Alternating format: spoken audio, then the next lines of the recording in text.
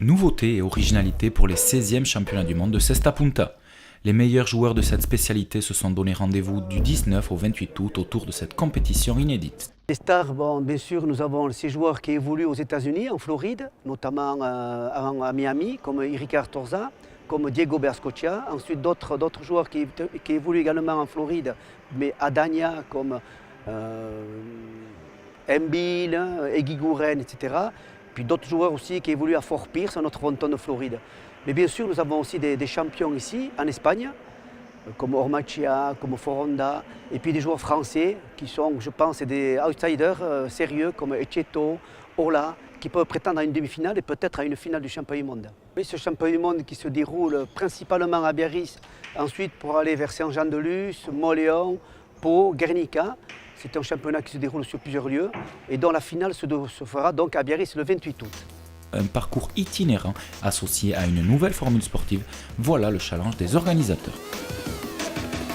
Dans cette première phase pour le compte de la première journée, Mauresmo et Erquiaga se sont qualifiés aux dépens de la paire Tambourendegui Curveur à Biarritz, avant de céder aux foudres d'Erquiaga Chassio à Saint-Jean-de-Luz. Erquiaga Chassio qui ont validé par la suite non sans mal leur ticket pour la demi-finale face à Ormaechea Merviel à Guernica. De leur côté, Ola et Cheto ont facilement dominé les paires Foronda et Garay à Biarritz et Eymar Aliès à Pau pour passer à l'étape supérieure.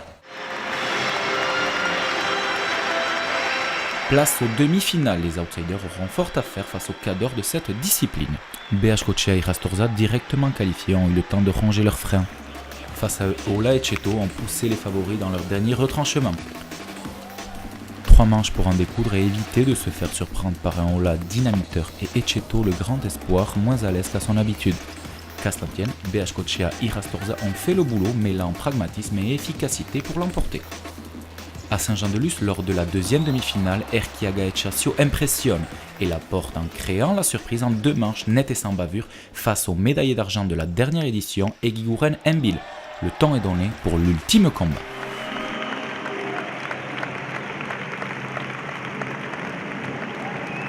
À Biarritz, l'heure de l'épilogue a sonné. Beaskochea, Irastorza, Erquiaga, Chassio pour une finale au sommet. Dominée dans les 2 manches 10-4 avant de revenir à 10 partout, la paire Erquiaga-Chassio craque face au réalisme et à la droite surpuissante du grand Irastorza. 15-10, 15-10, la messe est dite, Beaskochea et Irastorza sont sacrés champions du monde. L'arrière monte sur la plus haute marche du podium, 13 ans après son premier titre mondial. Après toutes ces années passées, depuis l'an 2000, je crois que j'avais à cœur de trouver le titre de champion du monde. Bon, mais voilà, c'est fait maintenant à 37 ans. Ça fait très plaisir, et d'autant plus de jouer ici et d'être champion du monde ici à Biarritz chez moi, il y a un autre saveur. Une édition 2013 concluante, médaille de bronze Eguiguren Embiid, médaille d'argent Erquiaga Chassio et champion du monde Beaskochea et Rastorza.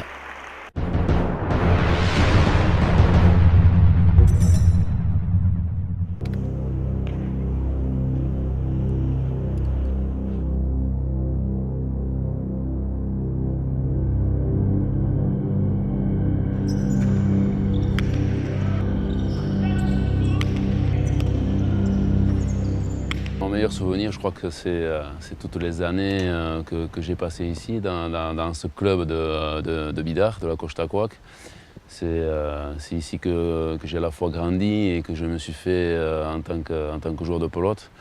Maintenant, j'ai beaucoup de souvenirs sur les différents frontons. Il est sûr que mon premier titre au niveau poussin est quand même ancré dans ma mémoire, puisque ça a été à Place Avery à Biarritz. On se rappelle toujours de son premier titre.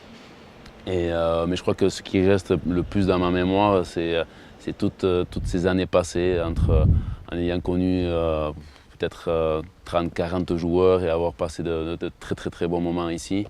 Et d'avoir pu apprendre à jouer à la pelote et ce qui m'est arrivé après, voilà, ça a été tout le début de tout ça.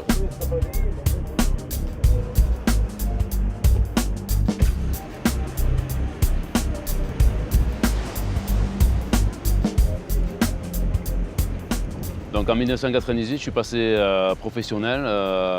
Miami Real m'avait contacté justement avec un contrat. Donc j'ai décidé de me lancer, de tenter l'expérience. Je m'étais donné 1 an. Et donc l'arrivée a été pas très facile puisqu'on repart quand même à 0 là-bas.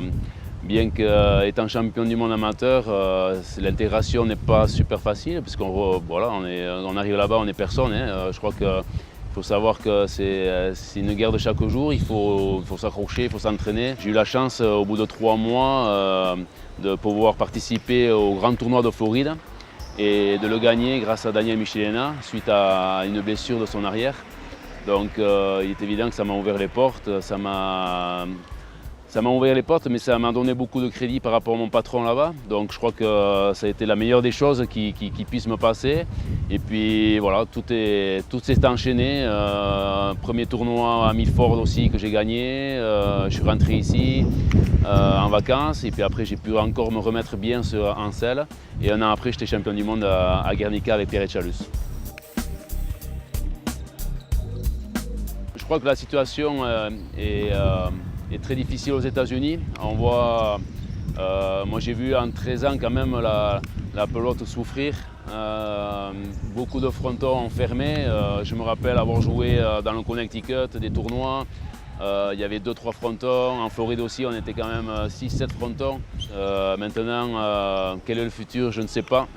C'est très difficile à dire. J'espère qu'il y aura un futur pour les jeunes justement qui arrivent.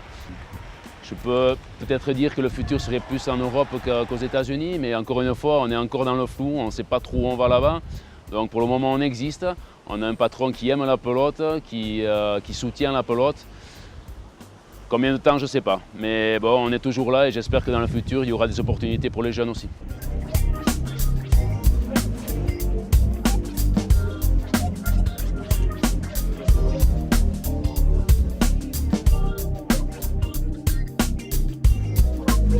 Il y a 12 ans, on a essayé de créer une marque sympa qui reflète un peu la culture basque. Au départ, on a englobé un peu toute la culture basque.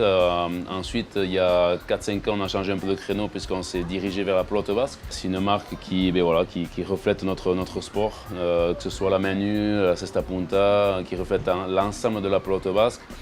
Et pour nous, c'est une certaine fierté. Mais bon, au niveau reconversion, on ne sait jamais. C'est vrai que la pelote va vite s'arrêter pour moi, maintenant à 37 ans, et je crois que bon, ça peut être un bon créneau, mais maintenant j'essaie de penser aussi à autre chose, mais toujours, on gardera toujours ce coup de cœur dans la tête et on essaiera de perpétuer justement cette culture à travers notre marque tout au long de notre existence. Bonne journée. Hein? Allez, ciao.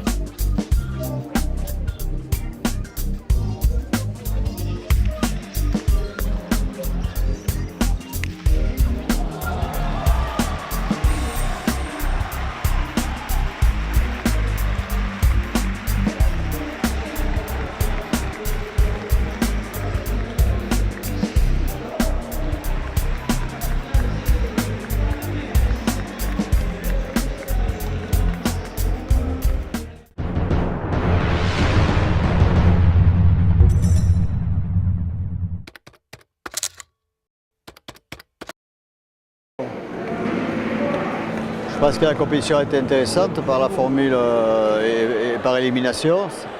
Ça a permis de voir des premières parties disputées parce qu'il n'y avait pas droit à l'erreur, il fallait se qualifier à chaque partie. Et puis je crois que la commission a changé un petit peu de niveau à partir de demi-finale où on a vu Cesta Punta joué par des joueurs plus confirmés, plus aguerris. Assurément meilleur niveau de jeu avec 2 bonnes finales et puis je crois que cette finale aussi qui a été une bonne finale. Bon, dominé malgré tout par Irastorza dans la mesure où les 2 avances sont peut-être neutralisées, mais Eric Irastorza a fait une excellente partie, il a dominé. On a encore vu aujourd'hui que sa droite fait des ravages et qu'il a dominé cette partie et je crois que c'est pour lui une très belle victoire. La pelote, elle représente aussi quelque chose d'important dans le patrimoine sportif français, en particulier dans le patrimoine sportif du Pays Basque. Et je crois qu'il est logique d'encourager tous ceux qui œuvrent à ce qu'il y ait de grands événements sportifs. Il n'y a pas que le football dans la vie, voilà. Et donc on peut aussi rassembler de la ferveur, du public, des émotions à partir du moment où il y a des rencontres de beau niveau. Et ici, on a vraiment un match de très haut niveau. Je suis comme le public, j'apprécie lorsque le geste est beau et qu'en plus il est efficace. Et donc on a vu à quelques reprises des balles qui semblaient impossibles à reprendre et qui ont été reprises par les joueurs de manière tellement spectaculaire que le public en frémissait de plaisir. Donc moi je suis, même en n'étant pas un spécialiste ni un connaisseur, même si j'ai déjà assisté à quelques tournois, je trouve que le niveau atteint aujourd'hui dépasse ce que j'ai pu voir jusqu'à présent.